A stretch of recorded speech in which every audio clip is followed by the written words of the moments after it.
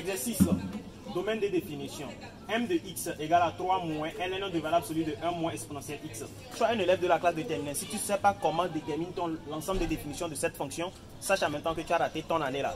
Et tu vas reprendre. Parce que quoi? Parce que tu n'apprends pas. Si tu apprenais, tu devais savoir et comprendre la façon dont on détermine le domaine de définition de ce genre de fonction. Donc je t'invite à faire quoi? Je t'invite à t'abonner à ma chaîne et à liker la vidéo et à partager s'il le faut aussi. Donc suis-moi attentivement et regarde la façon dont je vais faire et je vais t'expliquer la façon dont on détermine le domaine de définition de cette fonction. Donc, premièrement, on a quoi? On a 3 moins ln de valeur absolue de 1 moins exponentielle x. Premièrement, quelle est la question qu'il faudra poser? La question qu'il faudra poser est que quoi? Est que quelle est la condition à laquelle la fonction là, m de x qu'on m'a donné existe? La condition à laquelle la fonction m de x là existe est que quoi? Est que premièrement, j'ai 3 qui est une constante et deuxièmement, j'ai une fonction logarithme. Donc, la condition à laquelle les fonctions logarithmes existent est que quoi? Est que ce qui est devant le ln doit être supérieur à 0. Bien sûr. Mais s'il y a la valeur absolue, ce qui est devant le ln doit être supérieur à 0 et ce qui est à l'intérieur de la valeur absolue doit être différent de 0.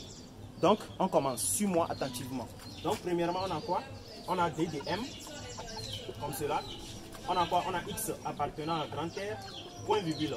Le ln, on laisse ça, on prend ce qui est ici. Donc, on prend la valeur absolue de 1 moins exponentielle x doit être supérieur à 0, point virgule. Maintenant, ce qui est à l'intérieur doit être différent de 0, bien sûr. Donc, ça fait 1 moins exponentielle x doit être différent de 0. Et on fait notre singleton.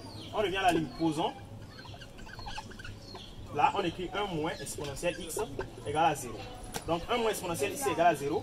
Exponentielle x égale à quoi? Exponentielle x égale à 1. Donc, comme exponentielle x égale à 1, qu'est-ce qu'on a fait? On va appliquer le ln. Pour appliquer le ln, c'est simple. On pose la question. 1 donne quoi? C'est-à-dire exponentielle combien donne 1? C'est ça qu'on va chercher.